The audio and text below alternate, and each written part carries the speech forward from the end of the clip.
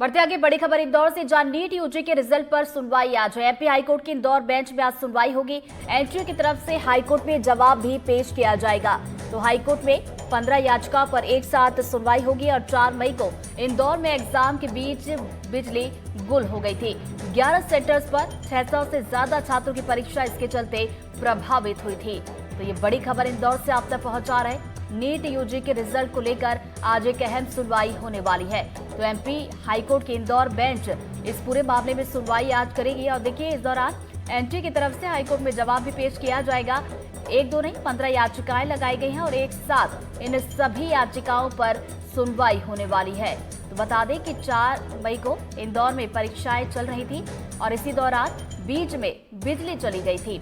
11 अलग अलग सेंटर्स थे जहां पर सैकड़ों की संख्या में बच्चे परीक्षाएं दे रहे थे। 600 से ज्यादा बच्चे जो कि परीक्षा दे रहे थे, उनकी परीक्षाएं इसके चलते प्रभावित हो गई थी। तो देखिए, एक अहम सुनवाई आज होने वाली है नीट यूजी के रिजल्ट को लेकर। तो इस पर नजर रहेगी कि आखिर जब हाईकोर्ट की तरफ से सुनवाई की जाएगी तो क्या कुछ उसमें कहा जाता है। तो देखिए, 15 याचिकाएं लगाई गई हैं और एक साथ इन 15 याचिकाओं पर हाईकोर्ट आज सुनवाई करने वाला है और साथ ही साथ एनटीए की तरफ से हाईकोर्ट में जवाब भी पेश किया जाएगा। ज्यादा जानकारी लेंगे सहयोगी निहारिका शर्मा हमारे साथ जुड़ निहारिका, 15 याचिकाएं लगाई गई है, एक साथ सभी पर सुनवाई होगी। याचिका में क्या कुछ कहा गया है?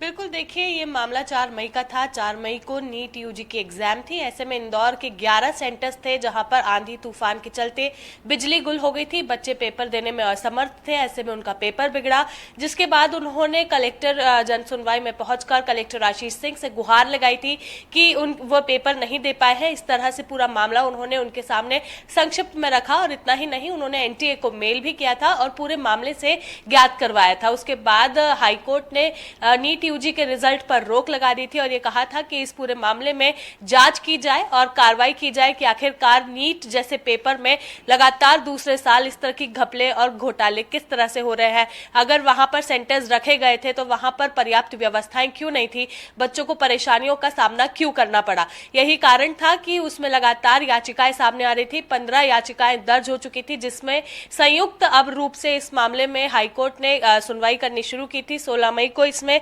पहली सुनवाई हुई थी। पहली सुनवाई के दौरान एनटीए से जवाब भी मांगा गया था कि आखिरकार किस तरह की व्यवस्थाएं रखी गई थी कि ऐसी परेशानियों का छात्रों को सामना करना पड़ा। उसके बाद उनसे जवाब मांगा था कि आप हमें जवाब दीजिए कि आखिरकार अब किस तरह से इस पूरे मामले को आप मैनेज करेंगे। यही कारण है कि 19 तारीख को यानी कि आज इंदौर हाईकोर्ट बेंच में इस मामले में पुनः सुनवाई की जाएगी और ये देखा जाएगा कि इस मामले में कार्रवाई किस तरह से की जा सकती है या अगर रिजल्ट आएगा तो उसे किस तरह से देखा जा सकता है। बच्चे कितना पेपर कर चुके थे, कितना पेपर उनका बाकी था, क्या पेपर ये एग्जाम दोबारा करवानी पड़ेगी, क्या इस रिजल्ट को स्थगित करना पड़ेगा। इस तरह के तमाम सवाल अब बच्चों के दिमाग में भी उठ रहे हैं, क्योंकि पिछले साल क्या हुआ था वो हम सभी उससे वाकिफ है। इस साल अब फिर से इस तरह की धोखेबाजी या फिर हम कह सकते हैं घोटाले बच्चों के साथ हो रहे हैं, उनके करियर के साथ, क्योंकि पूरे साल बच्चे पढ़ाई करते हैं और उसके बाद अगर एग्जाम लेने के बाद इस तरह के नतीजे उनके सामने आते हैं तो वे भी निराश होते हैं। जिस दिन पेपर था उस दिन भी एनडीटीवी ने बच्चों से बात की थी और जानने की कोशिश की थी कि इस बार के पेपर कैसे थे, तो बच्चे काफी खुश नजर आ रहे थे, लेकिन कुछ बच्चे मायूस थे, उदास थे, क्योंकि वे पेपर नहीं दे पाए थे। यही कारण था कि उन्होंने पहले कलेक्टर आशीष सिंह के सामने गुहार लगाई। आशीष सिंह ने मामले में जांच के निर्देश दिए, जिसके बाद हाईकोर्ट तक मामला पहुंचा, याचिकाएं दायर होने लगी और याचिकाओं पे संयुक्त रूप से सुनवाई 16 मई को पहली हुई और आज 19 मई को दूसरी सुनवाई इसमें होगी। अब देखना यह होगा कि किस तरह के मामले इसमें खुलकर सामने आते, क्योंकि फिलहाल 15 याचिका है, लेकिन 11 सेंटर पर 600 से ज्यादा छात्र ऐसे थे जो पेपर नहीं दे पाए थे और 600 एक बड़ा अंक होता है, आंकड़ा होता है। ऐसे में अब उन बच्चों के साथ किस तरह से उनको न्याय मिलेगा, उनके पेपर्स क्या दोबारा लिए जाएंगे या फिर सभी के पेपर दोबारा होते हैं, अब ये देखने वाली बात होगी। जी बिल्कुल, देखने वाली बात होगी कि सुनवाई में क्या कुछ हाईकोर्ट की तरफ से कहा जाता है, क्या परीक्षाएं दोबारा होगी। नजरें आप बनाए रखिएगा निहारिका, आगे अपडेट लेंगे। फिलहाल बहुत बहुत शुक्रिया आपका तमाम जानकारी के लिए।